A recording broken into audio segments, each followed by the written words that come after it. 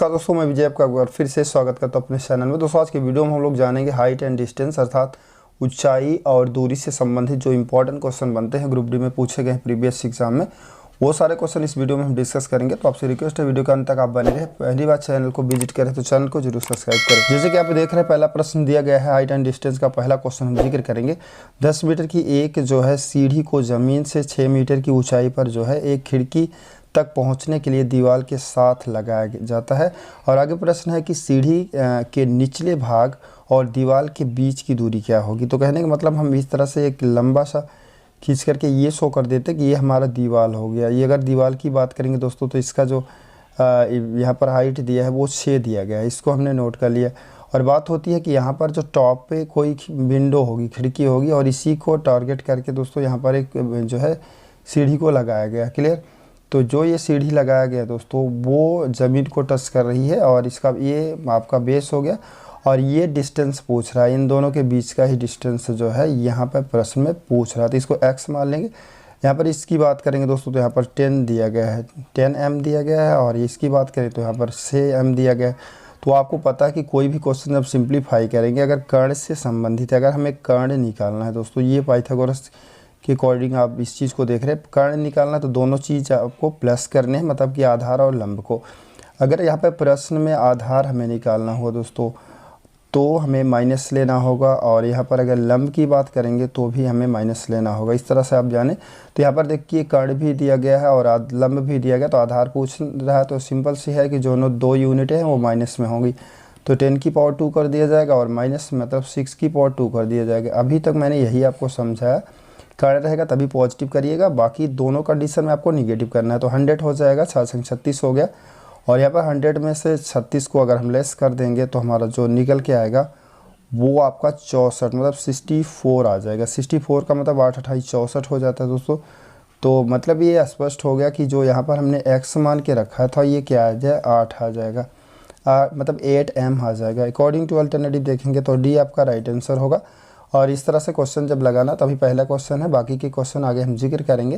यहाँ पर हम बात करेंगे अगले प्रश्न का दोस्तों। जैसे कि दिया गया कि एक जो है मीनार के आधार से 20 मीटर दूरी पर बिंदु पर जो है और मीनार की चोटी का उन्नयन कोण जो है 60 यहाँ पर दिया गया। तो प्रश्न है कि मीनार की ऊंचाई का पता लगाइए। तो यहाँ पर हम फिगर थोड़ा से बना देते हैं। इस तरह से हम मान लीजिए यहाँ पर ये आपका जो है टोटल मीनार हो गया दोस्तों। और यहाँ पर प्रश्न है कि मीनार के टॉप से जो इसका उन्नयन कोण बन रहा है दोस्तों वो आपका इस तरह से बन कितना रहा, 60 बन रहा है। तो यहाँ पर ये चीज़ आपका बेस हो जाएगा और यहाँ पर हम इसको 60 मान लेंगे। क्लियर। 60 मानने के बाद इसका नामकरण वगैरह कर सकते हैं। इसका हमने ए कर दिया, इसका बी कर दिया दोस्तों, यहाँ पर सी हो गया। तो इससे हो गया कि ए सी आपका कर्ण हो गया दोस्तों, ए और बी आपका लंब हो गया। बी सी की बात करेंगे तो आधार हो गया। जो चीज़ें दिया गया यहाँ पर हम लिख देते हैं। ये स्टार्ट हो गया दोस्तों। यहाँ पर 20 मीटर मतलब नीचे का जो बेस दिया है वो यहाँ पर 20 m दिया गया है। तो पूछ एक्चुअली क्या रहा है यहाँ पर ध्यान से समझेंगे। तो मीनार की ऊंचाई मतलब ये पूछ रहा है, यहाँ पर आप इस चीज़ को आपको फाइंड आउट करना है।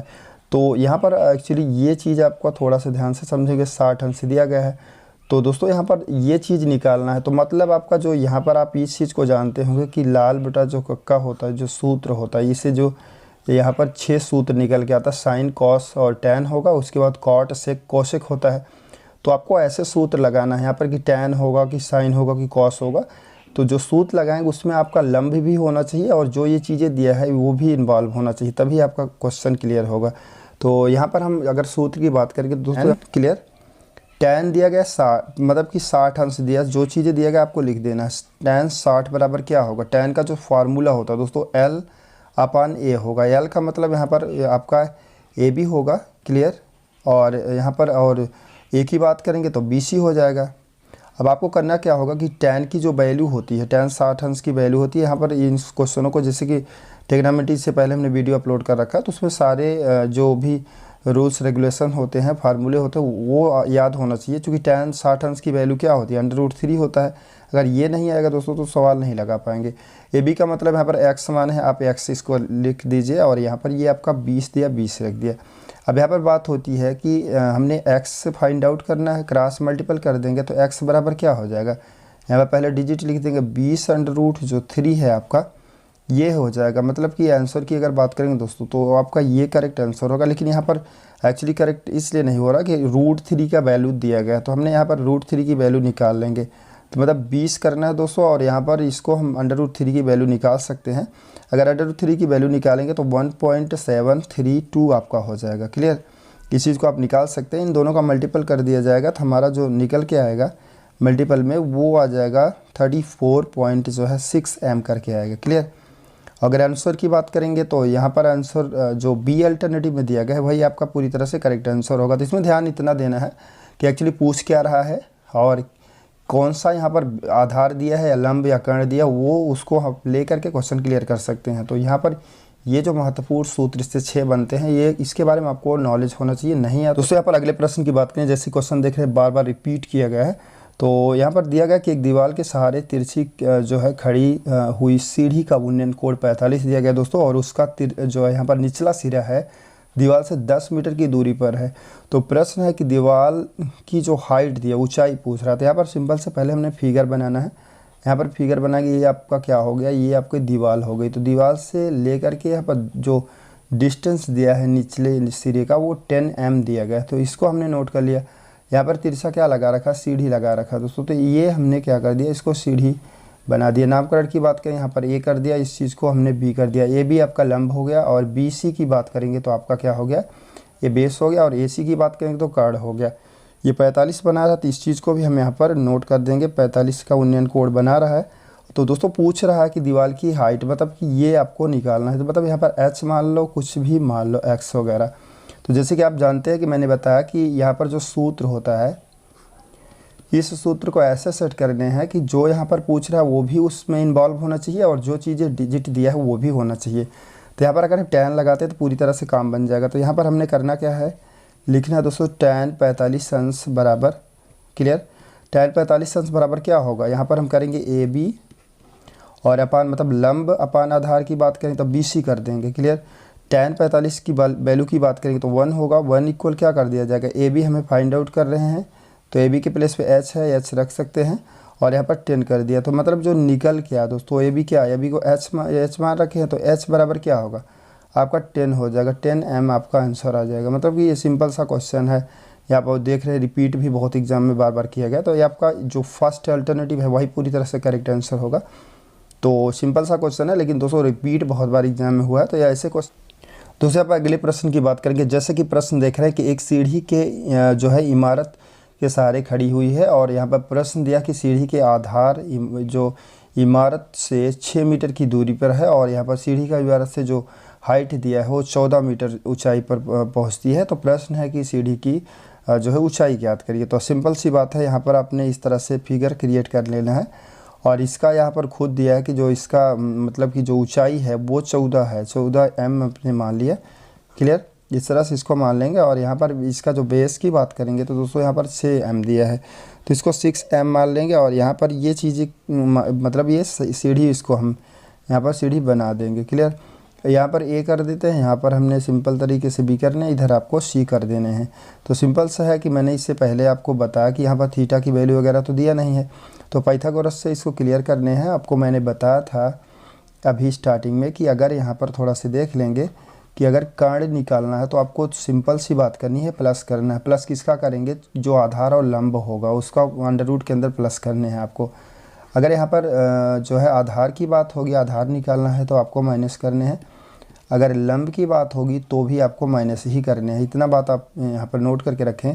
तो यहाँ पर एक्चुअली सीढ़ी की ये आपका क्या पूछ रहा है, यही पूछ रहा है इसका डिस्टेंस, मतलब कि लंबाई कितना है, इसको x वगैरह मान लेंगे।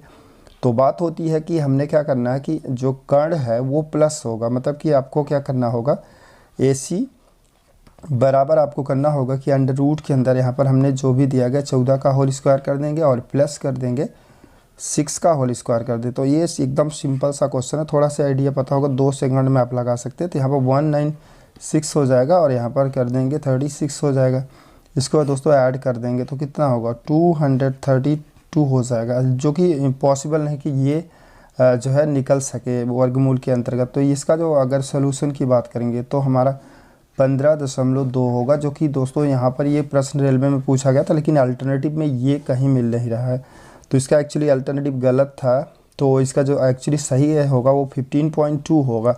मतलब सी अल्टरनेटिव आपका राइट होगा, मतलब कि 15 नहीं, मतलब इसका जो राइट आंसर होगा 15.2 आपका राइट आंसर होगा, ना कि 15 होगा। तो ये दूसरा पर अगले प्रश्न की बात करेंगे। दिया गया कि एक पेड़ जड़ से टूट करके एक भवन पर 45 अंश के साथ लग जाता है, मतलब टूटने के बाद वो पेड़ पूरी तरह से भवन की तरफ गिर जाता है। यदि पेड़ की जड़ भवन से 200 मीटर डिस्टेंस हो तो यहाँ पर भवन की ऊंचाई ज्ञात करिए। तो सिंपल सा है, पहले हमने करना क्या है कि यहाँ पर ये बना लेंगे भवन की जो हाइट दिया है, तो ये हाइट की बात करेंगे। तो दोस्तों यही आपका प्रश्न पूछ रहा है, इसको एक्स वगैरह मान लेंगे। क्लियर। अब बात होती है कि यहाँ पर मान लेते हैं कोई पेड़ है। क्लियर। ये जड़ से टूटता है और टूटने के बाद सीधा से यहाँ पर जैसे कि आप देख रहे हैं, ये जड़ से टूटने के बाद ये इधर से गिर जाता है भवन की तरफ। क्लियर। थोड़ा सा देखेंगे ध्यान से, यहाँ पर गिर जाता है और सीढ़ी नुमा इस तरह से लग जाता है। और ये इसका और भवन का और यहाँ पर जो पेड़ की जड़ है वो जो डिस्टेंस की बात करेंगे तो यहाँ पर एक्चुअली खुद ही दिया है कि 200 इसका पूरा ओवरऑल 200 दिया गया m। और यहाँ पर जब टूटता है तो कितने अंश का कोड बनाता है, तो 45 का बनाता है। तो बस आपका सिंपल तरीके से यहाँ पर क्वेश्चन सिंप्लीफाई कर लेंगे। तो यहाँ पर हम अगर करना चाहेंगे तो ABCD इस तरह से कर सकते हैं। और यहाँ पर बात ये होती है कि अब हमें tan 45 अंश लगा देना होगा। tan 45 अंश लगाएंगे तभी तो हमारा ये निकल पाएगा x की वैल्यू। तो tan 45 अंश बराबर आपका AB हो जाएगा, जो कि जब A आप मान रखे हैं, और BC आपका हो जाएगा जो 200 दिया गया। तो tan 45 की वैल्यू 1 होती है और AB आप x मानो, x कर देंगे और यहाँ पर 200 कर देंगे। क्लियर। यहाँ पर क्रॉस मल्टीपल कर देंगे तो x की जो वैल्यू निकल के आएगी 200 निकल के आएगी। तो 200 जो वैल्यू निकल के आई है वही आपका यहाँ पर भवन की ऊंचाई हो गई। अल्टरनेटिव की बात करेंगे तो फर्स्ट आपका राइट आंसर होगा। तो इस तरह से क्वेश्चन करना दोस्तों, सिंपल सा क्वेश्चन था कि कोई ये भवन है और भवन की बात करेंगे और यहाँ पर एक पेड़ लगा है जो कि इसका डिस्टेंस कितना दिया है, इसका डिस्टेंस दिया गया 200 m। अब बात ये होती है कि ये पेड़ जड़ से टूटता है और इसी घर पे ऐसी कुछ गिर जाता है, तो गिरने के बाद ये 45 अंश का यूनियन कोड बना लेता है। तो प्रश्न है भाई ये इसकी ऊंचाई ज्ञात करिए जो जिस भवन पे वो पेड़ गिरा हुआ है। तो बस सिंपल सी बात है, ये ऑलरेडी पूछ रहा है, ये आपका दे रखा है, ये 45 का कोड बन रहा है। तो हमने करना क्या, ABCD कर देना है और बस tan से हमने क्या करना है, फाइंड आउट कर देना। tan लगाएंगे तो आपका लंब हो जाएगा, आधार हो जाएगा। 45 अंश से हम क्लियर कर लेंगे क्वेश्चन। तो इस तरह से ही क्वेश्चन आपको सिंप्लीफाई करने हैं। दूसरे यहाँ पर अगले प्रश्न की बात करेंगे। दिया गया कि उन्नयन कोण ज्ञात करिए, जबकि पेड़ की जो यहाँ पर ऊंचाई दी है 16√3 mm दिया गया और पेड़ की छाया की जो लंबाई दी है 16 दिया गया। तो बस हमने करना क्या है, यहाँ पर एक पेड़ बनाना दोस्तों। इसकी छाया की बात करेंगे तो यहाँ तक छाया हो जाती है, छाया जो दिया है वो 16 m दिया गया है। क्लियर। और बात ये होता है ये जो इसका लेंथ जो दिया गया वो क्या दिया गया, वो 16 यहाँ पर √3 दिया गया। इस तरह से हमने लिख देना है और यहाँ पर इस तरह से हमें बना देना है ये चीज़ जो यहाँ पर जितने का कोड, मतलब कोड एक्चुअली यहाँ पर क्या उन्नयन कोड तो पता नहीं, तो उन्नयन कोड हमने क्या है थीटा इस तरह से मान लेना है और यहाँ पर A कर देना है, यहाँ पर B कर देना है, यहाँ पर C कर देना है। अब हमें क्या करना होगा कि tan यहाँ पर लगा देना है दोस्तों। तो tan लगाएंगे तो यहाँ पर लिखेंगे tan थीटा बराबर हो जाएगा आपका AB का मतलब क्या है, यहाँ पर AB का मतलब 16√3 हो जाएगा। और अपान की बात दोस्तों कर देंगे तो मतलब कि आप क्या करेंगे, लंब बटा आधार करेंगे tan में। tan का सूत्र होता है ना, इस तरह से आप l बटा का अगर आप लिखते हैं तो आपका लंब और आधार होगा। तो आधार की बात करेंगे तो 16 हो गया, 16 कैंसिल हो गया, तो जो यहाँ पर आ गया वो √3 आ गया। तो यहाँ पर थीटा इक्वल हो जाएगा √3। तो √3 का मतलब क्या होता है कि थीटा के प्लेस पे क्या होगा, ये √3 tan की बात करेंगे, √3 किसका वैल्यू है, वो आपका 60 अंश का है। तो यहाँ पर जो थीटा बराबर क्या होगा, वो 60 अंश हो जाएगा। मतलब दोस्तों यहाँ पर जो उन्नयन कोड की बात करेंगे तो 60 आपका राइट आंसर होगा। डी अल्टरनेटिव आपका पूरी तरह से करेक्ट आंसर होगा। बात करेंगे दिया कि समतल मैदान में एक पतंग 75 मीटर की ऊंचाई पर उड़ रही है और जो कि 60 अंश पर जो है अनुप्रस्थ झुकी हुई है, तो धागे से जुड़ी हुई है, धागे की लंबाई ज्ञात करना है। तो सिंपल सा क्वेश्चन है, हमें पहले करना क्या होगा, फिगर बना लेंगे। फिगर का मतलब दोस्तों ये जो आपका ये डिस्टेंस मैं यहाँ पर क्लियर कर रहा हूँ, ये आप हो गया कि मतलब पतंग यहाँ पर दिख रही है और इसका स्टेट सीधा जो लंबाई हो रही है हो रही है। तो इस तरह से हमने बना लिया। बात होती है कि ये जो पतंग है, पतंग का धागा कैसे है, वो इस तरह से है जो कि यहाँ पर दिया गया है कि 60 अंश के के डिग्री पर ये झुका हुआ धागा है। और पूछ क्या रहा है दोस्तों, यहाँ पर ये 75 मीटर ऊंचाई है, ऑलरेडी ये दे रखा है, 75 ये आपका दे रखा है। और पूछ रहा है इस धागे की लंबाई, मतलब कि आपको एक कांड यहाँ पर ज्ञात करना है, मतलब एक्स इसको हमने मान लिया। और बाकी के क्वेश्चन को अब हम क्लियर कर लेंगे।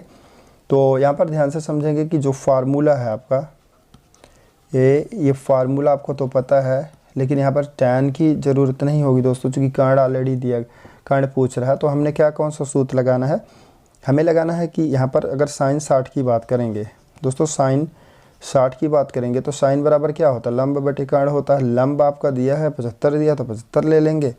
और यहाँ पर AC आपका जैसे कि नामकरण करेंगे, A कर देंगे, B कर देंगे, C कर देंगे। तो AC तो दिया नहीं, तो AC का मतलब क्या है, AC हमने ज्ञात करना, x यहाँ पर लिख देना है। AC आप x यहाँ पर लिख सकते हैं, क्लियर। और साइन 60 की वैल्यू की बात करेंगे तो अंडर रूट यहाँ पर लिख देंगे, अंडर रूट 3/2 हो जाता है। और ये हमारा 75/x हो जाएगा। इसको आगे सिंप्लीफाई करेंगे क्रॉस मल्टीपल करके, तो अंडर रूट 3x इक्वल हो जाएगा 75 × 2 हो जाएगा। तो 75 × 2 का मतलब 150 हो जाएगा। और बटे की बात करेंगे तो अंडर रूट 3 हो जाएगा, क्लियर। इस तरह से आप देख लेंगे, अंडर रूट 3 हो गया। अब अगले प्रश्न की बात करें, कह रहा है कि 10 मीटर जो है ऊंचा एक प्लेटफॉर्म के शीर्ष पर एक टावर का उन्नयन कोण 30 था। आगे बोल रहा है कि टावर की जो हाइट है वो 70 दिया गया है, तो प्लेटफॉर्म टावर से कितनी दूरी पर है। तो यहाँ पर फिगर बना के आपको बताना चाहेंगे कि मतलब कि ये हमारा मान लीजिए कि प्लेटफॉर्म हो गया, क्लियर। प्लेटफॉर्म दोस्तों हो गया। और प्लेटफॉर्म के ऊपर जो है, ये प्लेटफॉर्म का मतलब है कि अगर ये 10 दिया है दोस्तों, तो ये भी 10 ही होगा, चूँकि प्लेटफॉर्म ऑलरेडी दे रखा है। 10 मीटर ऊंचा प्लेटफॉर्म है। और प्लेटफॉर्म के ऊपर मीनार आपको बनाना, चूँकि वो बोला कि 10 मीटर ऊंचे प्लेटफॉर्म के शीर्ष से एक टावर का उन्नयन कोण 30 है। मतलब कि यहाँ नीचे से नहीं है, मतलब यहाँ से है, मतलब कि आपका ये हाइट प्लस होगा। तो इस तरह से दिया गया कि ये जो यहाँ पर हो रहा है वो 30 हो रहा है, 30 का उन्नयन कोण बना 10 के प्लेटफॉर्म के ऊपर बन रहा है। और आपको स्पष्ट करना चाहेंगे कि ये जो यहाँ पर टावर का जो लंबाई की बात करेंगे, ऊंचाई की बात करेंगे 70 दिया गया। अगर दोस्तों ये 10 है तो ये क्या होगा, 60 होगा। टोटल ओवरऑल की बात करेंगे तो टोटल ओवरऑल आपका 70 हो जाएगा। इस तरह से ये क्वेश्चन आपका स्पष्ट हो गया।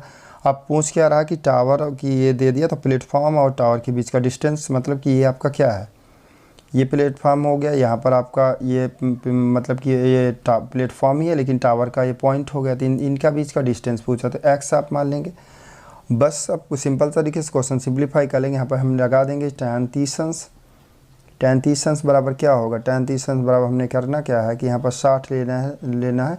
क्योंकि आप सूत्र तो ऑलरेडी पता, कई बार मैं यहाँ पर जिक्र कर रहा हूँ सारे क्वेश्चनों में, अब तक तो आपको पता होना चाहिए। tan में लंब बटा आधार होगा, तो लंब हमने यहाँ पर कितना लेना है भाई, इतना ही तक लेना है, यहाँ पर नीचे नहीं, प्लेटफॉर्म को नहीं लेना है। तो 60 कर दिया, 60 बटा यहाँ पर हमने x कर दिया, ये जो कि आपका यहाँ पर डिस्टेंस पूछा इन दोनों के बीच में, तो 10 कर दिया। तो यहाँ पर tan 30 की वैल्यू की बात करेंगे तो आपका 1/√3 हो जाएगा। और इक्वल यहाँ पर 60 हो जाएगा, और यहाँ पर x हो जाएगा। क्रॉस मल्टीपल कर देंगे तो x की जो वैल्यू निकल के आएगी वो 60√3 निकल के आएगा। क्या ऐसा अल्टरनेटिव में दिखाई दे रहा है कहीं पर? तो जैसे कि आप देख रहे हैं कि अल्टरनेटिव, हाँ यहाँ पर दिखाई दे रहा है कि C अल्टरनेटिव में ये आंसर आपका मैच कर रहा है। 60√3 दिया गया, तो C अल्टरनेटिव ही आपका पूरी तरह से क्वेश्चन क्लियर होगा।